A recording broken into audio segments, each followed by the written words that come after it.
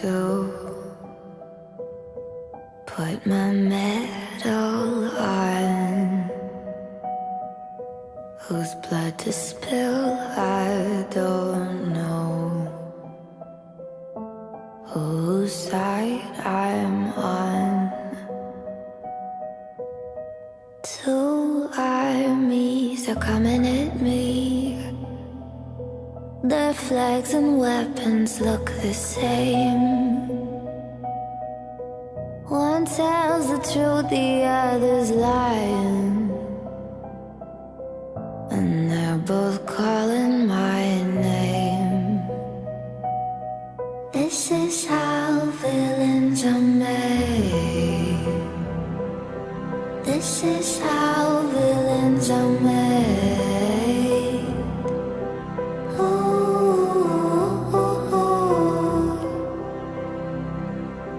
no one ever starts that way.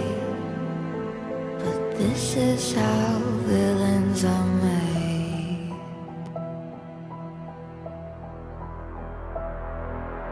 Time to put my name.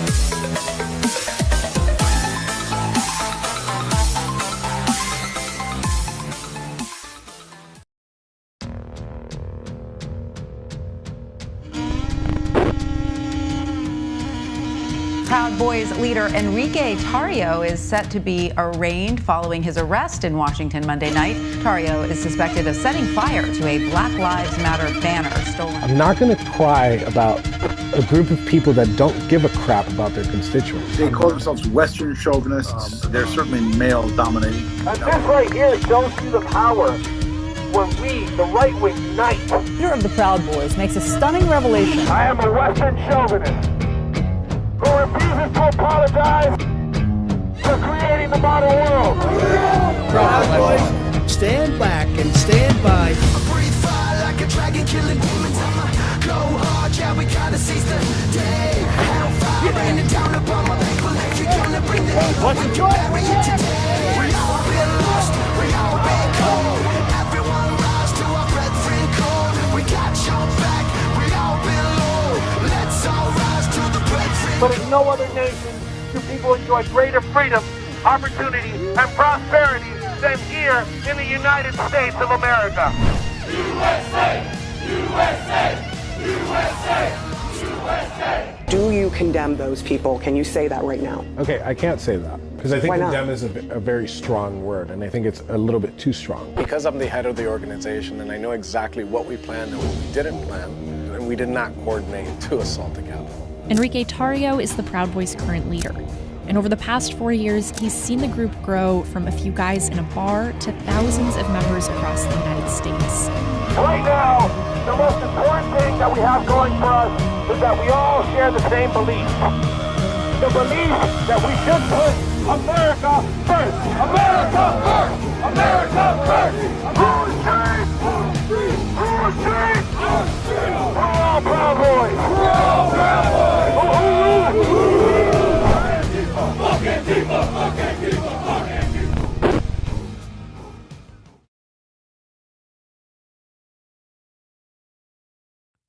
And I already fucked that up.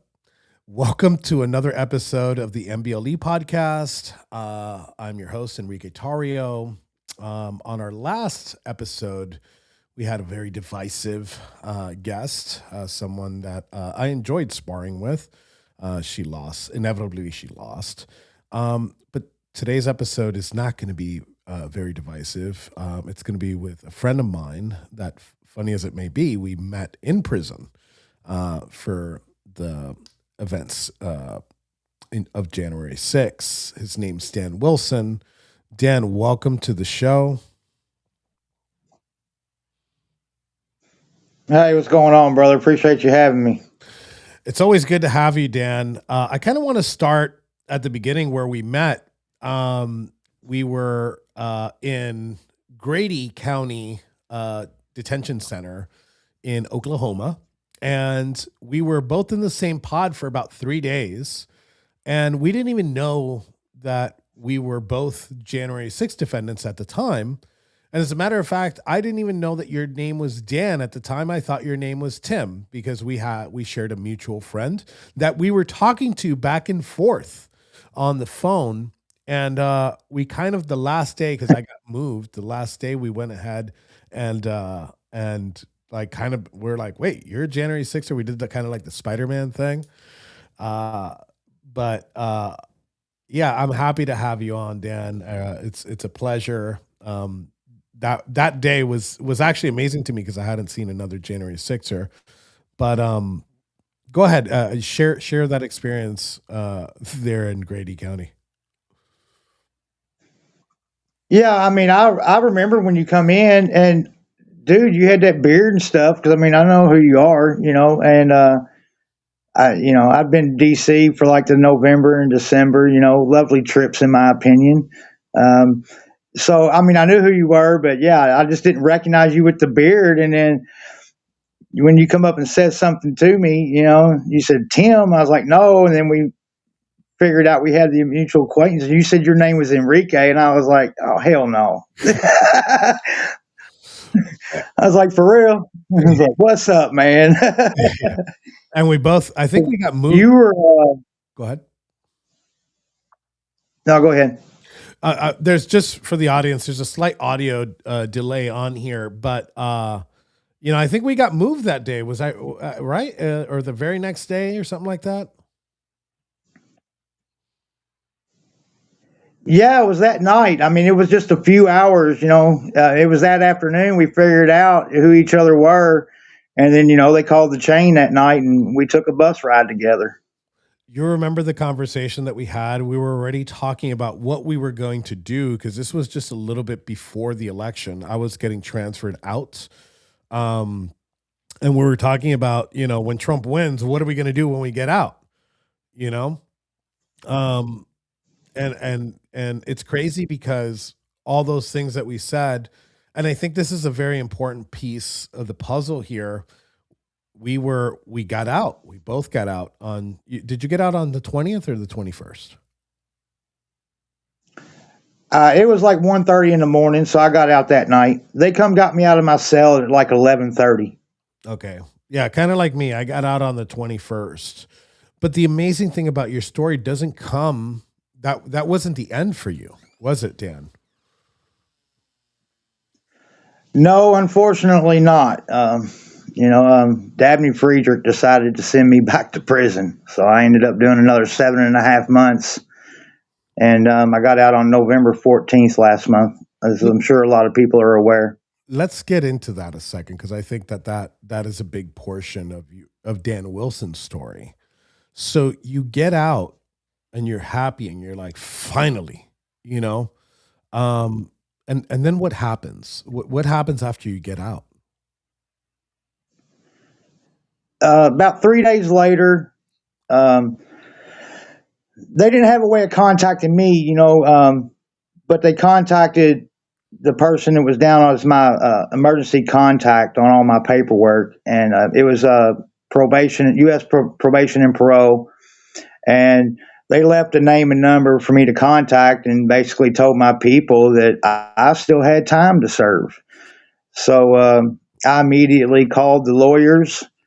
And to be honest, I guess I can talk about it now. I just grabbed my truck keys, dude, and I walked out the door. I wasn't trying to run and hide, but I wasn't going to let them find me. You weren't going to make it easy for them.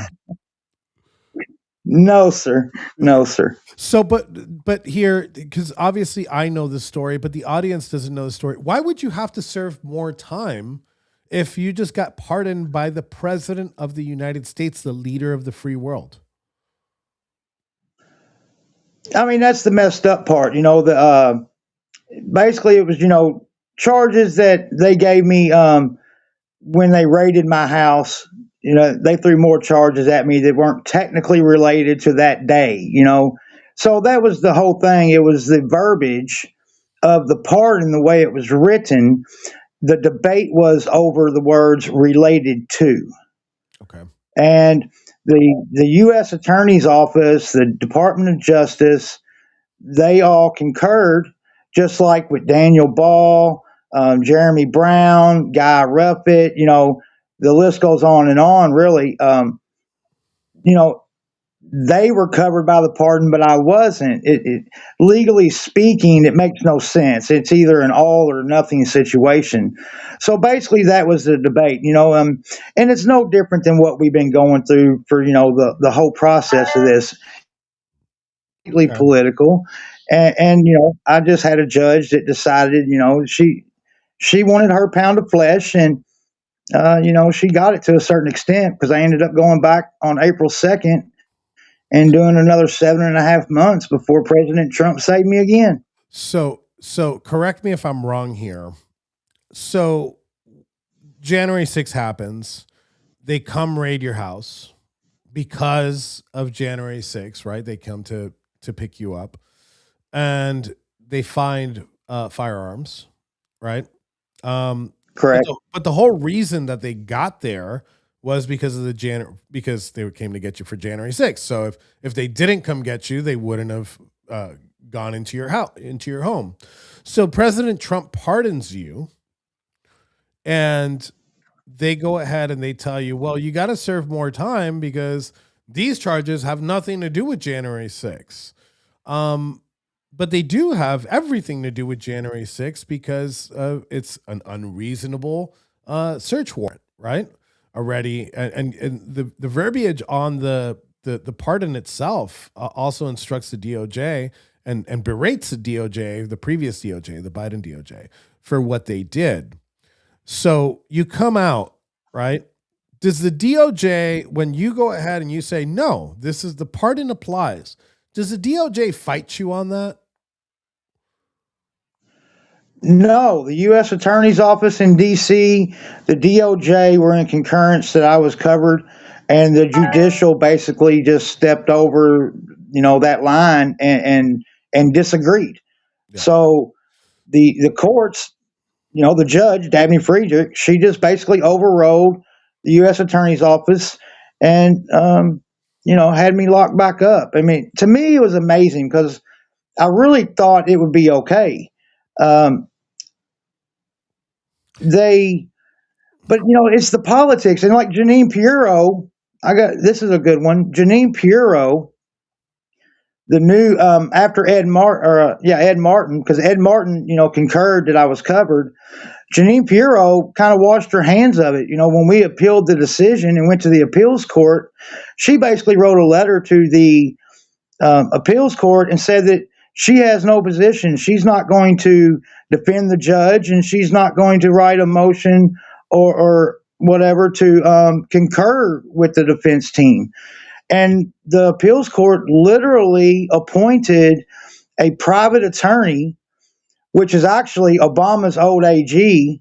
I forget his last name now, but Eric something. But Obama's AG has a private firm in D.C., and the appeals court literally appointed that private attorney in that office to defend the judge's position against us in appeals court. I've had mixed signals from this DOJ in our case, because shortly after you got picked up again, we put in a motion to dismiss in our case, and it wasn't Ed Martin. It was prosecutor Jocelyn Ballantyne. And for those that have been watching my show for the past week, Jocelyn Ballantyne is the new prosecutor for this J6 pipe bomber case. And she was the head of pretty much the entire Capitol Siege Division for the DOJ. She shouldn't have a job. These are things that should happen. I couldn't be happier I couldn't be happier with the appointment of Ed Martin. I wish he had more power in some cases. I know that he's worked very hard.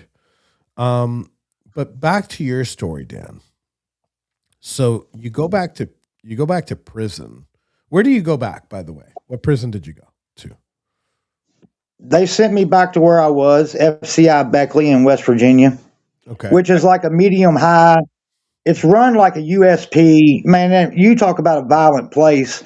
And, now that you mentioned, I'd like to bring up something real quick on that is the BOP, I think, did me wrong too, because I literally had 3 security points and should have been at a camp, and they gave me a public safety override for my criminal history that's 30 years old.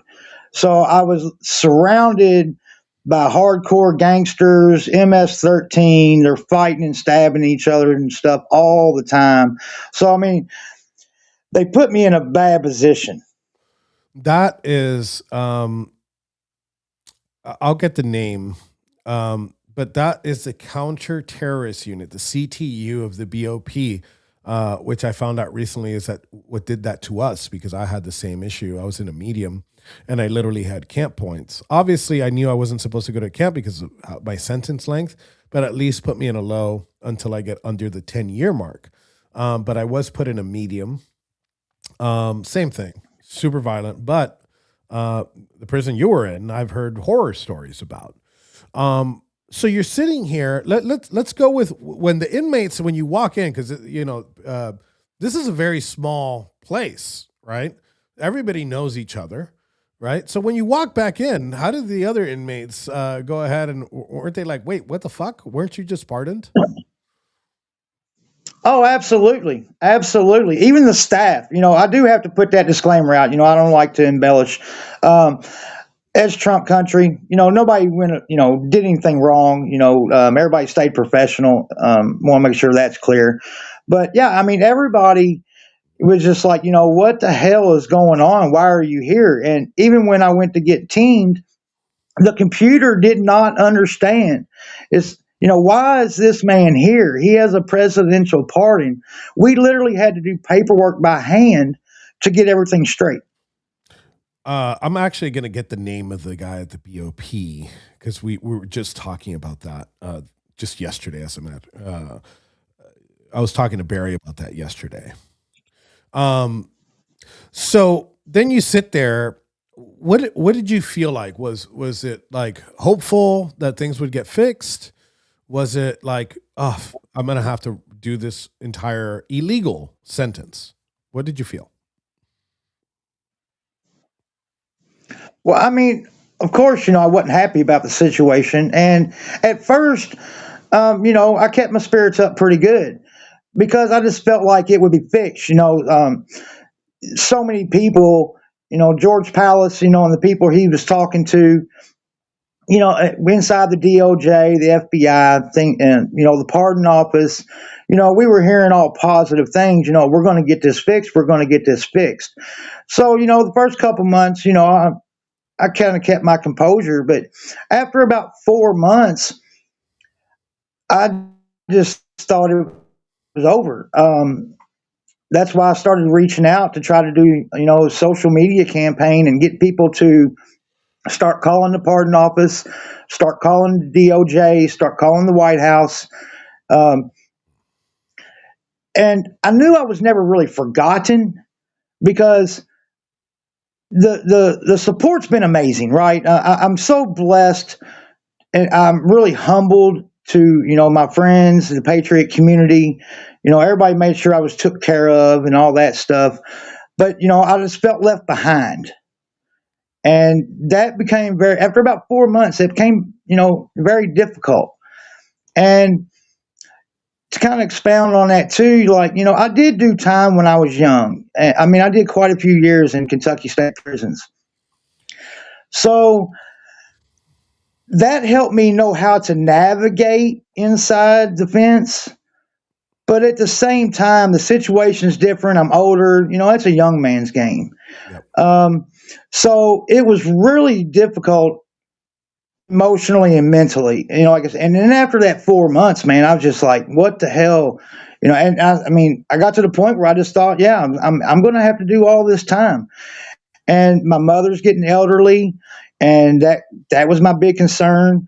That she wouldn't be there by the time I got out, and I need to be there to try to take care of her when she needs it. Of course. Now, Barry just sent me the name. His name is Joshua Kloeb. He's the head of the BOP's counterterrorist unit, because obviously we're terrorists at this point.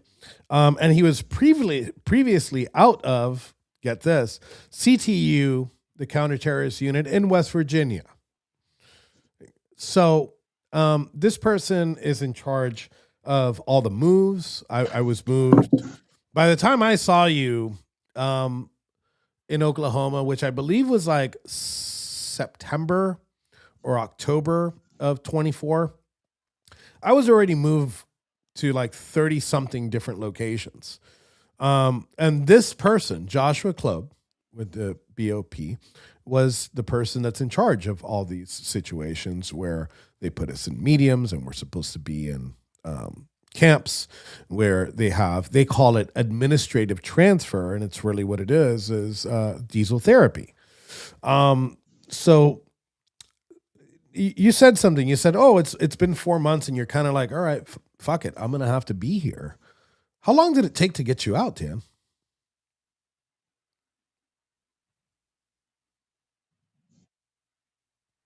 Dan, you with me? It took 7.5 months. I went back in on April 2nd, and I got released on November 14th.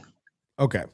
So all this time, there's a whole bunch of people, and we got to give it to Shelly. Shelly has been, I think, the tip of the spear when it comes to releasing Dan Wilson.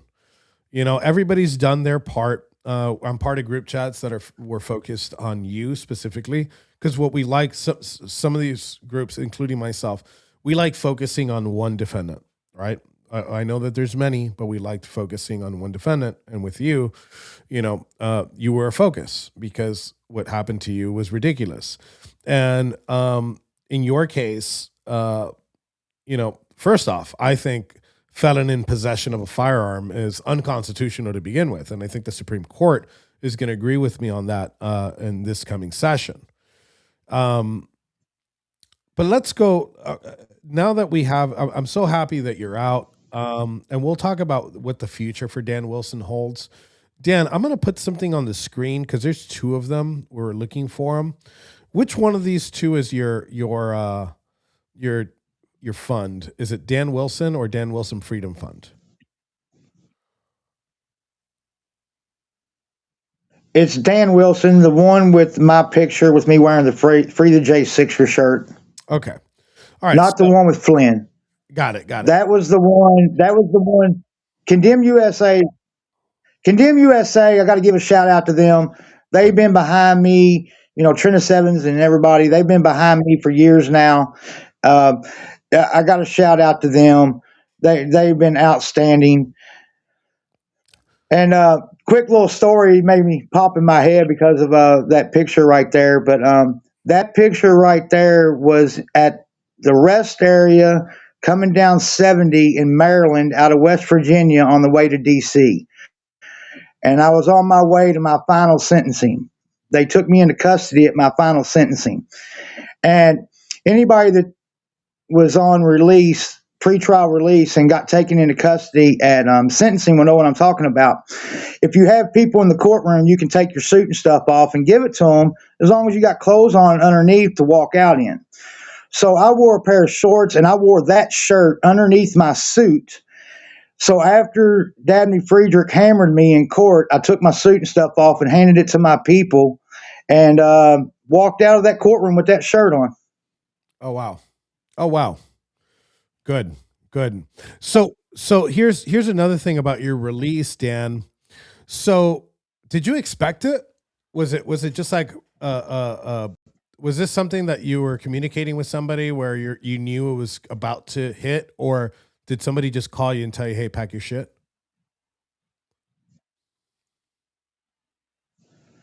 Yeah, we were actually locked down, so I had no idea it was coming. It happened fast. Trump signed the order around 5. They had me out of my cell at 7:30. I was processed out at 8:30, and I had to wait a couple hours in the lobby for my ride to get there. So it was, again, I experienced it twice. It was just a knock on the door, and you're going home. Yeah. So it was an amazing feeling. The officer come knocked on the door. He's like, "Pack your stuff, Wilson." And I was like, "What do you mean pack my stuff? It's 7:30 on a Friday night. You know what I mean? Where am I going?" And I had been complaining about trying to get sent to a low, because I had I had camp points. So I was trying to get out of that place and get to a low. So the cop comes up and he knocks on the door, and I'm like, "Where am I going?" And he's like, "Just pack your stuff." And I was like, "Where am I going?" And then finally he cracked a smile and he says, "Your pardon come through." Man, I ain't gonna do. My knees went weak. My hands come up. I just like, praise Jesus. My cellie went nuts. The whole dorm went nuts. Everybody knew I wasn't supposed to be there. The inmates in that pod, they looked out for me. I have to be honest about that. They protected me. Yeah. Yeah. As a J6er, you feel people, the left always says, "Oh, wait till they get in prison. They're going to have such a bad time." And they don't know that the inmates, the rest of the inmates, treat us very, very well. The thing with it is, what they don't understand is whether those inmates are guilty of their crimes or they got over sentenced or whatever the case may be. They blame the government for being there, no matter what, right? And then what they see that we allegedly did was fight the government. Right, fight the same government that put them in there. So they're very supportive of what we do. And I know you said this, but that you felt very good. But how good did you feel, like not knowing that it was going to happen? I mean, it's like getting hit in the forehead with a brick. You know what I mean? I'm laying in the cell watching a movie on the tablet and, thinking I got another 3 years to do. And, they cracked the door. I mean, it was, and at that point, I didn't know, that I gotten a second pardon. I mean, that to me, that's just so amazing. I'm humbled. I know I'm blessed. I'm not sure I'm worthy, but I'm forever grateful. I'm forever grateful, Dan, for sure you're worthy of this pardon. And I want to bring up another point about this pardon.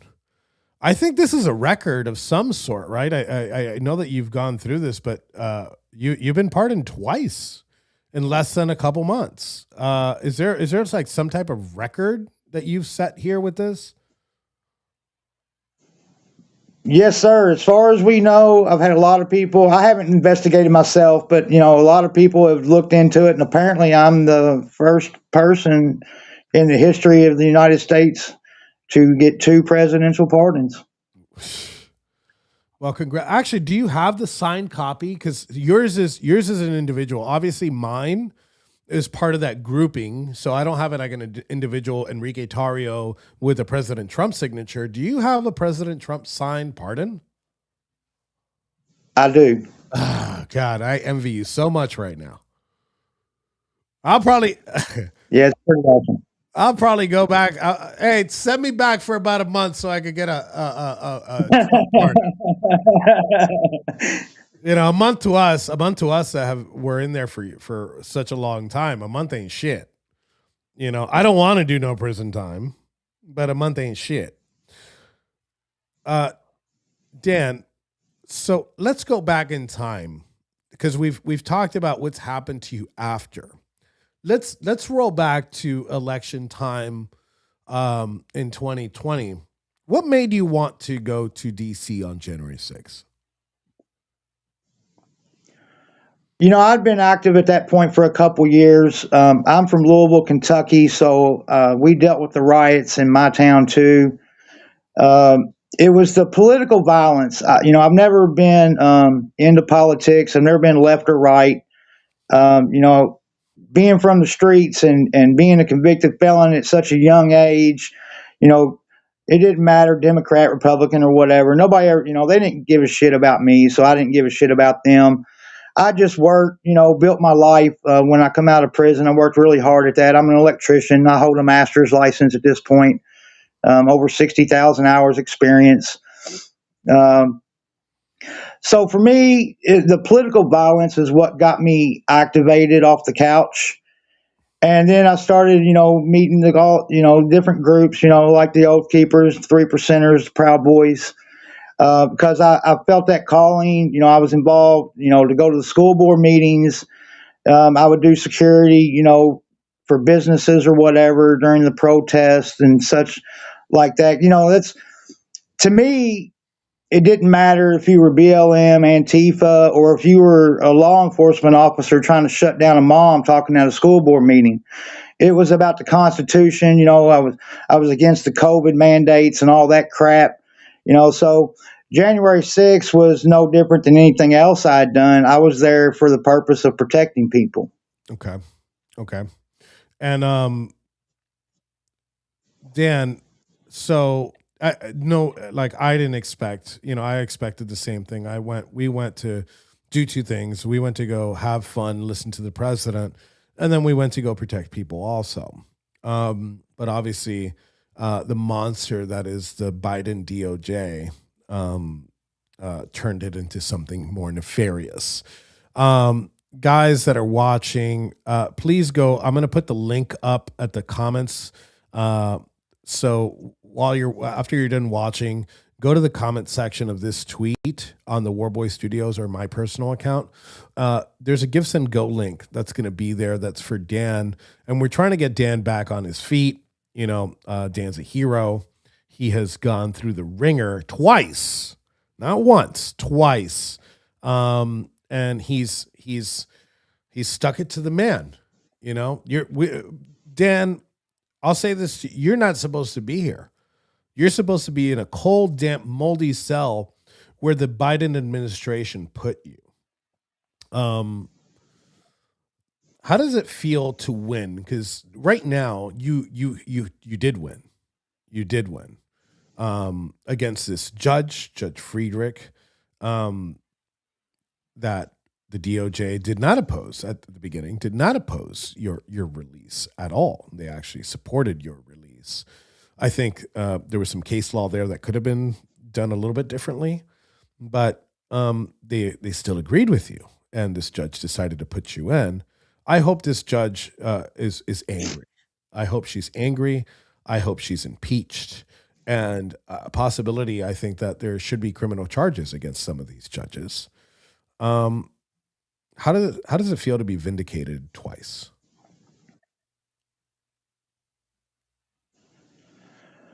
It's awesome, man. It's awesome. Like I said, I'm humbled. I know I'm so blessed, and I played a long game too. And not all the lawyers always agreed with my thought process. Not all our friends or whatever agree with my thought process on how I kind of combined all the charges into one, and I got forced into a corner, right? I really didn't want to plead guilty to anything, but I played a long game, and my long game was President Trump winning and freeing us. Yeah. So, not that, I like to consider myself fairly intelligent, but I'm just an old trailer park kid, so to speak. I'm a street kid, dude. Yeah. And although the process took longer or whatever, it was a David and Goliath, what we were all up against, So to hang in there, not everybody did, but I stood on my morals. I stood on my principles. I did what I thought was right. I had a little bit of survivor's guilt not being in the gulag with you guys, being on release, but I took that responsibility and I spoke out. I helped people as best I could financially. I spoke out. I didn't crawl underneath the rock. Of course, like so many others, they tried to pressure me to talk to the feds wanted to talk to me about people and organizations and such, and I just wouldn't do it. That's why I got hammered. But, morals and principles, my name, my honor, man, my word, I learned decades ago, that's all you got. And I'll never relinquish that. And I thank you for that. I thank you for that, Dan, because a lot of people weren't a small amount of people weren't as strong as you were, and as strong as the rest of the January 6ers were, and they caved in. You didn't. Again, the strategy of pleading guilty is, I've said this before in the show, is a strategy. The thing is to be able to get back in the fight as fast as possible. I knew that we had a very corrupt jury, and in your case, and in my case, actually in all these January 6 cases, we saw the judges, we saw the corruption in DC, and we saw it firsthand, and we're able to talk about it like nobody else can. So in closing here, I want to do two things. What does the future for Dan Wilson bring? What does it look like? Well, I'm taking a little time, try to get my head right, get my feet back underneath of me, and you mentioned the Give, Send, Go. Anybody can help out. I really appreciate it. Just to help out a little bit. I feel like I've been a good teammate throughout this process. But, cancel culture doesn't work on me, man. I'm a master electrician. Society needs me. I worked really hard, over the decades to build a name, build a reputation. So I have full confidence that, I'll get back on my feet. I'll find a job. This is a bad time of year in construction to be trying to find a job, holidays and winter and things of that nature. But I've always had a refuse to lose attitude. I've done this before. I walked out of prison with nothing but the shirt on my back when I was 27 years old, and I made a life for myself. So I have full confidence in myself that I'll be able to make that happen again. Yeah. And then the last portion right here is if President Trump were to listen to this podcast, and I think he does because we have a great network, what would you tell him? President Trump, I appreciate you, sir. I really do. I appreciate you taking the time to listen to my story and investigate and make the decision to grant me this, I don't know if you call it a second chance, maybe a second chance. And I hold a great responsibility in my heart and in my mind. And I won't let you down, sir. I'm going to continue to fight for this country, and I will not disappoint you, sir. Thank you. You said that you were given a second chance, or possibly a second chance. Dan, I think that you were just given a second chance, and the system wanted to claw you back in. And through the president of the United States and his team and your advocates, I think that we clawed you back into freedom. I think that there's so many people to thank, but I want to personally thank you. I was going through a rough time because I was bouncing back and forth everywhere. And January 6th, you said something else. You're like, oh, well, I wish I was in the gulag with you. The gulag was besides the fact that of the conditions, the gulag was great because there was a brotherhood there. And I didn't have that brotherhood because I was isolated. They transferred me everywhere after I got out of the gulag, and I was bouncing back and forth. And to find a fellow J6er and a fellow brother, it was cool because, and it was only for, I think, again, I my memory is cloudy, but I think it was only for a couple hours. I think we found out that we were both in the same unit, and then that very night, we had to sit downstairs in that disgusting holding cell. It was actually a shoe.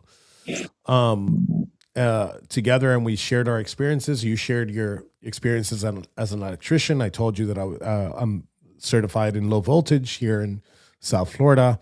I don't think anymore. I think that expired. But for the most part, we shared that those experiences, including our experiences of going through this weaponized government.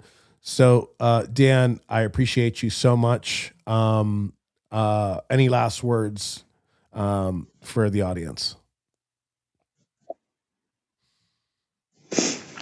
I appreciate you too, brother. Yeah, like you just mentioned, God bless President Trump, all the advocates. you start naming names, you forget names, and there's so many. We could talk for 2 hours, and I probably would still forget somebody, you know. So just everybody out there that's been in my corner, been really in all the J6ers corners, you know, in this battle from the beginning. We appreciate you, and I mean, I could say it all day, man. I'm humbled, I'm blessed, and I'm ready to try to make America great again. Amen. Amen. And as a last ask to you guys, go to Give, Send, Go, type in Dan Wilson, but also it's going to be in the comments of this tweet that you guys are watching, and give generously, dude. Anything that you can give, 5, 10, 15, 20, 100, $1,000 to help Dan get back on his feet. Dan has set a precedent. Dan is a hero. And I would appreciate you guys to go ahead and help Dan out in this situation. With that, Dan, again, you have a brother here 24/7. I know I'm very busy, but my phone's always open to you. Give me a call. If I don't answer, shoot me a text. And to the audience out there, thank you for watching another episode of the NBLE podcast. Dan, stay with us through the outro.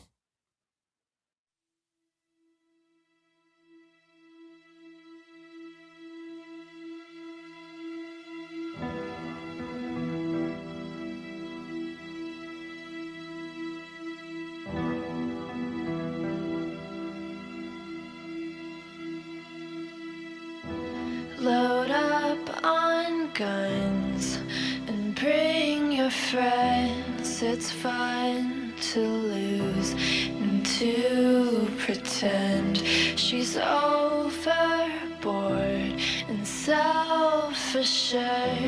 Oh no, I know a dirty word. Hello. Prosecutor said Ethan Nordine was the undisputed leader of the group that day as they tried to prevent the peaceful transfer of power. And FBI agents arrested Proud Boys' former national chairman Enrique Tarrio at this home in Miami. By 2 this afternoon, he was in federal court. Here we are now, entertainers. I feel stupid and contagious. Here we are